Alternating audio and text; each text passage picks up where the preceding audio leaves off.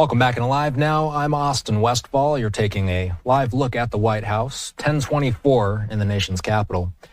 It was an incredibly busy day for Russia-U.S. relations. President Trump saying he had a lengthy call with Vladimir Putin discussing an end to the war in Ukraine. And this, of course, comes as U.S. Defense Secretary Pete Hegseth is saying that NATO membership for Ukraine is unrealistic. Remember, just yesterday, we saw the Kremlin and the U.S. make its first deal with the new Trump administration. So there's lots to discuss with John Hardie. He's the deputy director of the Russia program at the Foundation for Defense of Democracies. John, good to see you.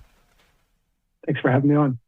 So let's start off with the Putin-Trump call. President Trump said on Truth Social today that he and Putin agreed to visit each other's nations. This was interesting. Have we heard of such an idea being broached in recent memory? What would it mean? What would it represent to see the U.S. president, to see the Russian president on U.S. soil and vice versa?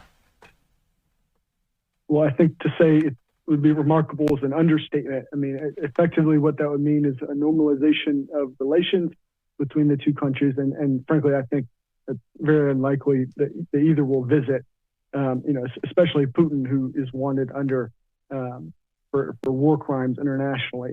Perhaps the potential summit that President Trump mentioned in Saudi Arabia, that's something that could be more likely. There's been discussions of using a Middle Eastern country, whether the UAE or Saudi Arabia, as that kind of neutral ground, given that both countries have at least decent ties with those nations. So Putin apparently says that negotiations to end the Ukraine war are beginning immediately. So, John, who will actually do that negotiating? With Israel and Hamas, we've seen third-party mediators like the U.S., Qatar, and Egypt. Do we know who would actually speak to one another to get a deal done? I think President Trump is quite keen on being the broker. I think that's kind of how he sees himself. An open question is who exactly from his team will lead that process. He, of course, tapped retired General Keith Kellogg to be his Russia-Ukraine envoy. Now it seems like envoy Steve Witkoff has kind of stepped into the mix and taken on more of a leading role. President Trump notably did not mention Kellogg today in his tweet. So it's possible that there might be multiple kind of points of contact leading that.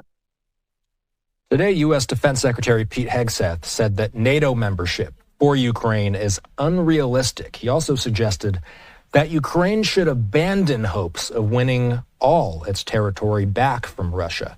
What are we learning about the Trump administration's view of a path to a truce, John? Would you say that path is closer to Ukraine's view or Russia's view? Well, certainly, the key of the number one ask is NATO membership. That's something that the Trump administration has now explicitly ruled out. I think, it's not going to surprise anyone that President Trump's team is, not going to grant, say, NATO membership or does not see a Ukrainian recapture of all its territories likely. I think it probably wasn't the wisest move to just grant those concessions unilaterally without, at least trying to use them as leverage in negotiations. I think it was encouraging to see Secretary Hegseth, stress the need for tighter sanctions, lower oil prices to kind of put economic pressure on Russia. I think one thing that's still unclear is, that the Trump team has made, quite abundantly clear about what they will not do with Ukraine, NATO membership, U.S. troops on the ground. What they haven't been as clear on is, what they will do to make those security guarantees credible and kind of have peace. So, that could mean, some other type of U.S. support for a European-led peacekeeping mission, whether it's, intelligence, logistics, planning, air support, et cetera. We, of course, watched last night as Moscow released American school teacher Mark Fogel. We were watching it live, and we have become familiar with these images ever since. Fogel was at the White House with that American flag draped around his neck.